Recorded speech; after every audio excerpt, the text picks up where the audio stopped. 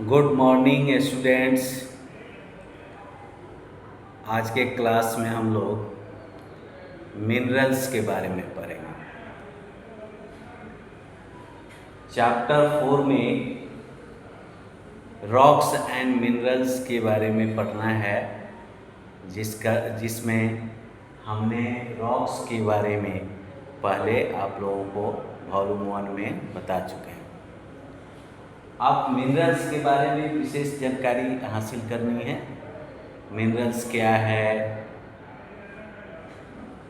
Minerals के कितने प्रकार होते हैं, मिनरल्स का फॉर्मेशन क्या होता है, कैसे होता है ना।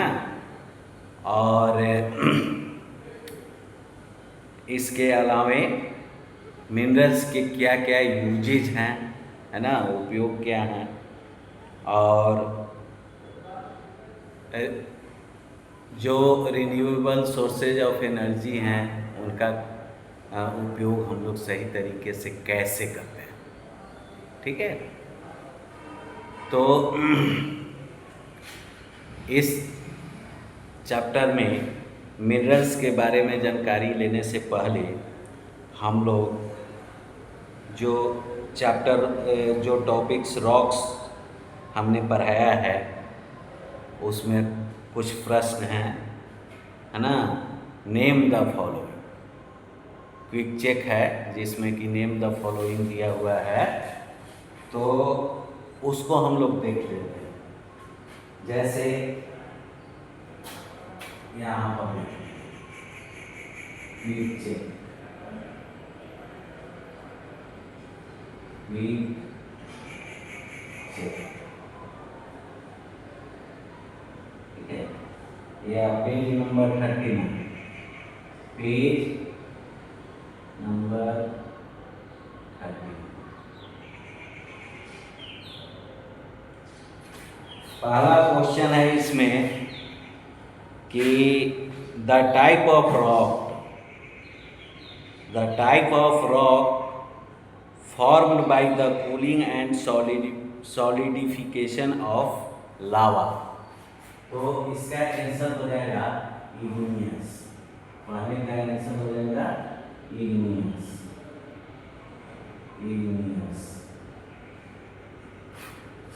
दूसरा क्वेश्चन है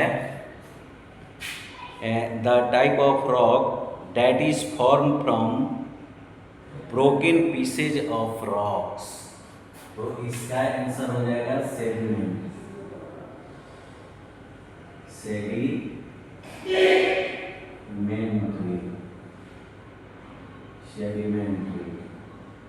तीसरा क्वेश्चन है the largest layer of the earth. इसका आंसर हो जाएगा mental.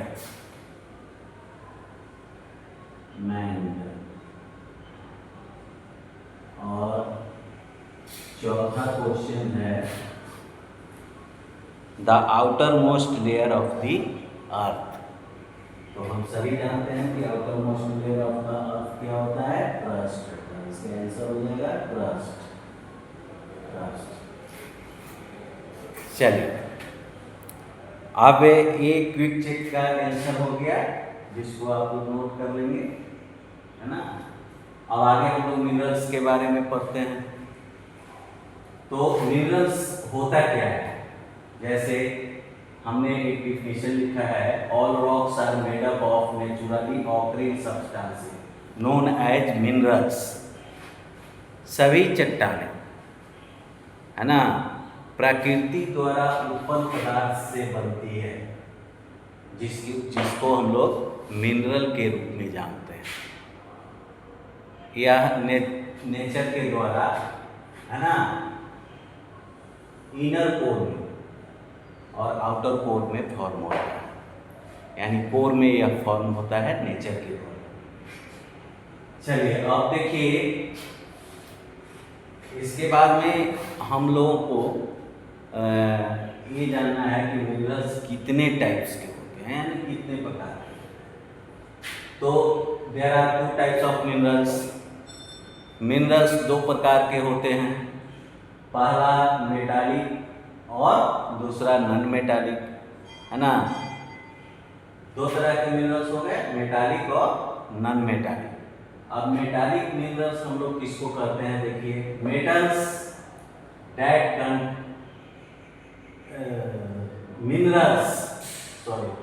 minerals that contain metals are called metallic minerals। ठीक है, जिस मिनरल्स में मेटल शामिल होता है उसको हम लोग मेटालिक मिनरल्स कहते हैं। ठीक है, और मेटालिक मिनरल्स के एग्जांपल्स हो गए cupric, bauxite, hematite and gallium. यह हमें ओर्स के रूप में प्राप्त होता है, जिसका डिफिनेशन हमने लिख दिया है यहाँ पर। ओर्स हम लोग किसको कहते हैं, देखिए, some metallic minerals from which we can get metals. कुछ ऐसे मेटालिक मिनरल्स होते हैं, है ना, जिसको हम लोग मेटल से प्राप्त करते हैं, वैल्यूएबल एलिमेंट्स, है ना। वैसे मिनरल्स को हम लोग क्या कहते हैं, ओर्स कहते हैं। वैसे मिनरल्स को क्या कहते हैं, ओर्स। चलिए, तो एक मेटालिक मिनरल्स जो हैं हमें किस रूप में प्राप्त होते हैं, ओर्स के रूप में। अब दूसरा टाइप्स ऑफ मिनरल्स है नॉन मेटालिक मिनरल्स। देखिए, नॉन मेटालिक मिनरल्स हम लोग किसको कहते हैं, minerals that do not contain any metals are called non metallic minerals.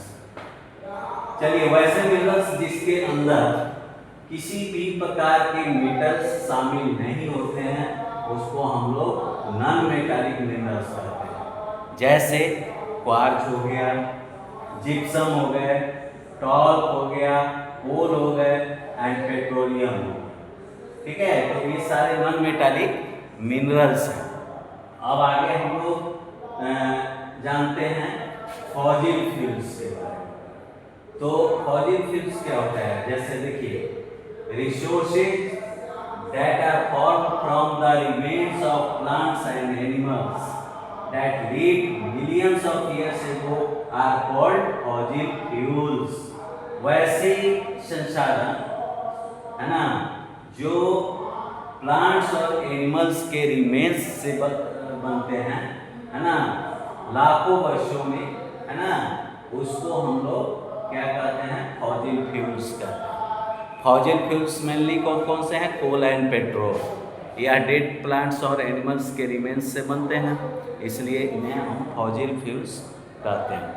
अब देखिए, अब प्रश्न आता है formation of fossil fuels. It means coal and petrol.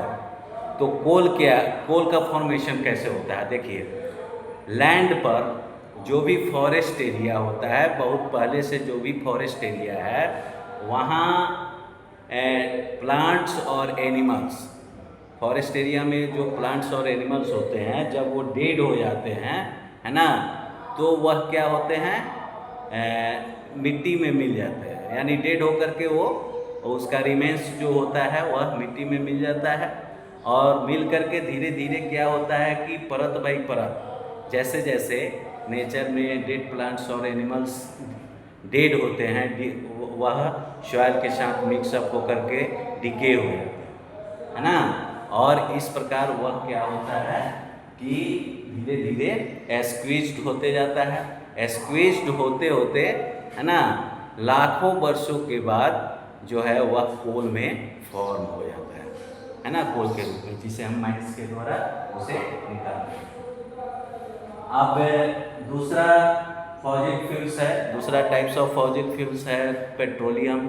देखिए, फॉर्मेशन ऑफ पेट्रोलियम जो होता है वह मेनली ओशियंस वगैरह, वाटर बॉडीज के अंदर होता है। और वाटर बॉडीज के अंदर कैसे होता है, देखिए, जैसे हमने प्रीवियस क्लासेज में आपको इग्नियस रॉक्स के बारे में बताया, फॉर्मेशन ऑफ इग्नियस रॉक्स, कैसे इग्नियस रॉक्स फॉर्म होता है।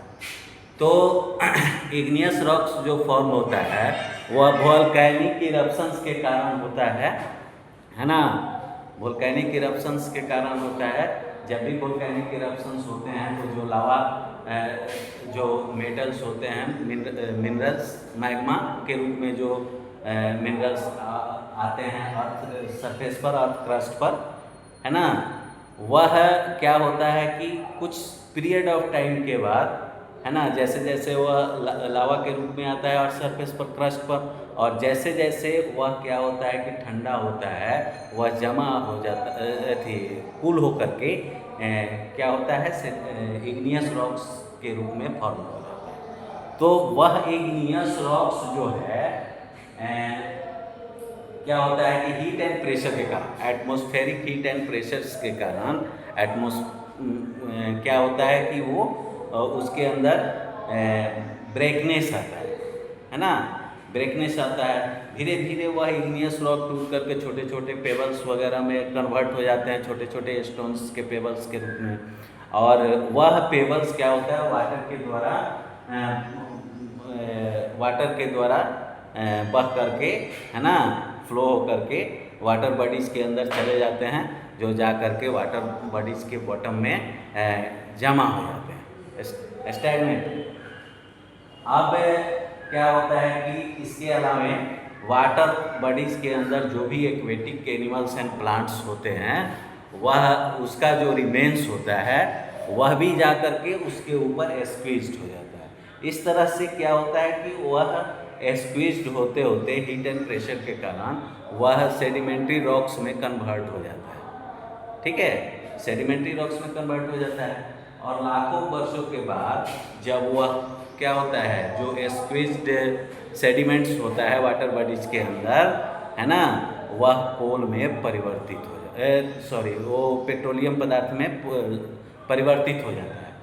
तो पेट्रोलियम पदार्थ में जब वह परिवर्तित होता है तो उसका पता हमें कैसे चलता है, साइंटिस्ट जो होते हैं उनको ये पता चलता है कि कब, जब सेडिमेंट्री रॉक्स जो होते हैं उनके अंदर जब क्रैकनेस आ जाता है तो इससे पता चल जाता है कि यहाँ पेट्रोलियम पदार्थ का भंडार हो चुका है।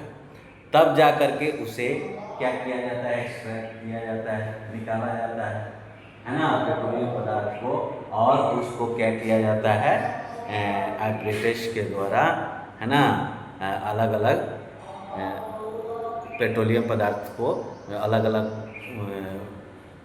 डिस्ट्रीब्यूट करते हैं, है ना। जैसे पेट्रोलियम पदार्थ में क्या क्या क्या मिलता है उससे, है ना, उसमें खास करके पेट्रोल मिलता है, डीजल मिलता है, डीजल प्राप्त होता है उससे हम लोगों को, फिर केरोसिन प्राप्त होता है, इसके साथ ही एलपीजी गैस प्राप्त होते हैं।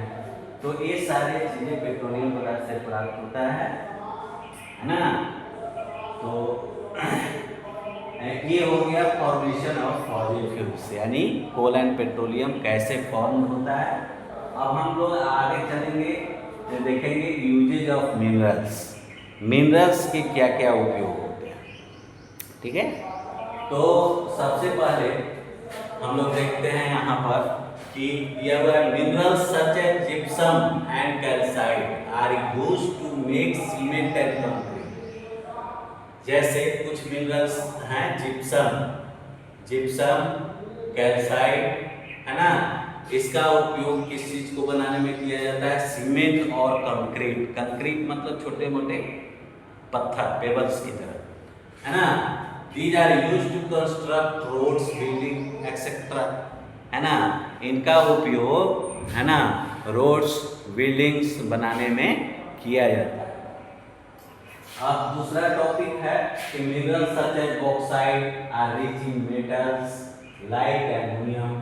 मिनरल्स जैसे कि बॉक्साइट हो गया, इसके अंदर जो मेटल्स होते हैं वह मेनली कौन सा मेटल्स होता है, एल्युमिनियम, है ना।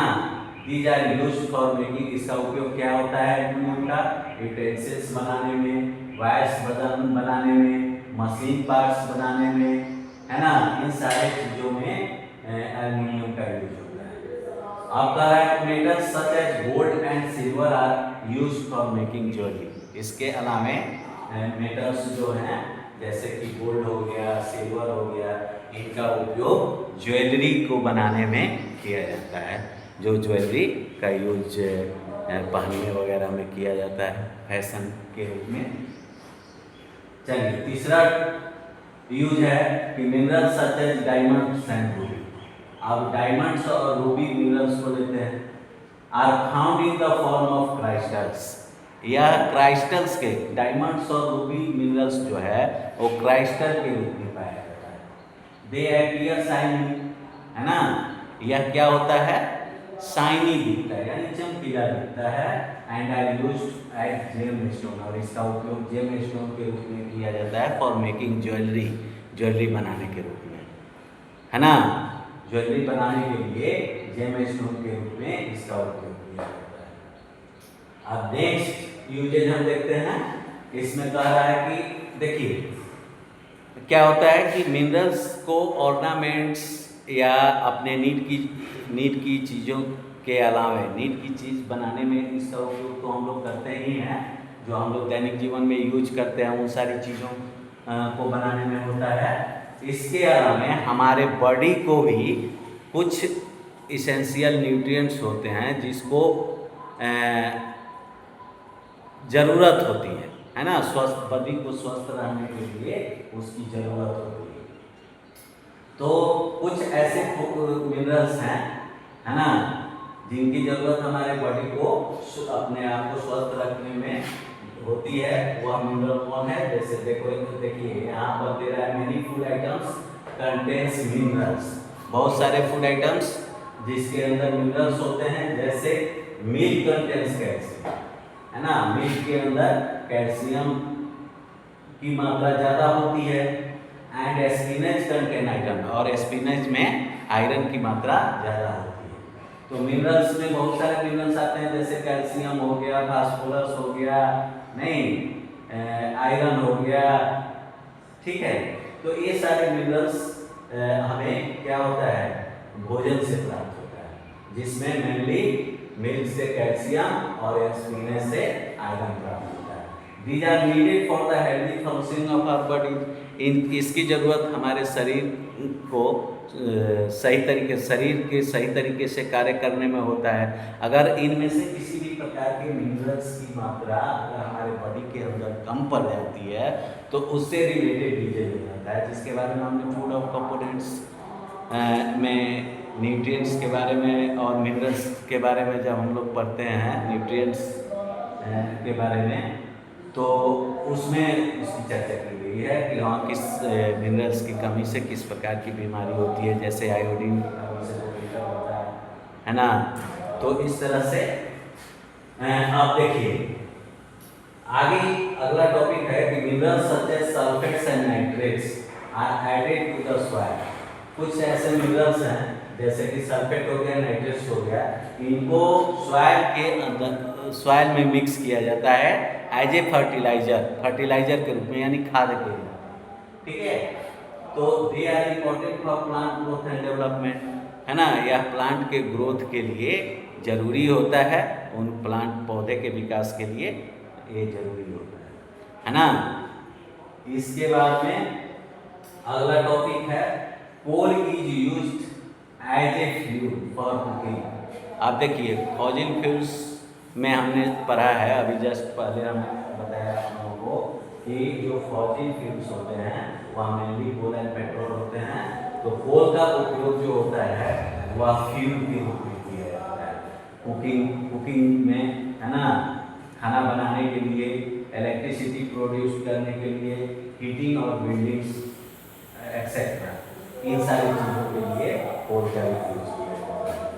अब नेक्स्ट टॉपिक है पेट्रोलियम, ठीक है। Petroleum is commonly refined into different fuels, है ना। पेट्रोलियम पदार्थ को अभी जैसे हमने जस्ट पहले आपको बताया कि वो पेट्रोलियम पदार्थ को रिफाइन किया जाता है एपरेटस के द्वारा और उसको उसके डिफरेंट ग्रुप्स में बांटा जाता है। जैसे खास करके हमने बताया कि जैसे पेट्रोलियम पदार्थ से हमें किरोसिन मिलता है, पेट्रोल मिलता है, ठीक है, डीजल मिलते हैं और एलपीजी गैसेज भी प्राप्त होते हैं। तो पेट्रोलियम पदार्थ को हम लोग रिफाइन करते हैं एपरेटस के द्वारा, है ना, अलग अलग फ्यूल्स जैसे पेट्रोल हो गया, डीजल हो गया, केरोसिन हो गया और liquid petroleum gas it means LPG gases. चलिए अब ये सारे यूजेज हो गए, ये सारे मिनरल्स, इंपॉर्टेंट मिनरल्स के यूजेज हो गए। अब हम लोग आगे देखते हैं, इसके अलावा हम लोग को क्या पढ़ना है, यूजिंग रिसोर्सेज रेस्पॉन्सिबिलिटी। जैसे हमने रिन्यूएबल सोर्सेज ऑफ एनर्जी पढ़े हैं और non renewable sources of energy. तो रिन्यूएबल सोर्सेज ऑफ एनर्जी होता क्या है कि वो लिमिटेड होता है, क्योंकि यह लाखों वर्षों के बाद फॉर्मेशन होता है और एक लिमिटेड अमाउंट में होता है।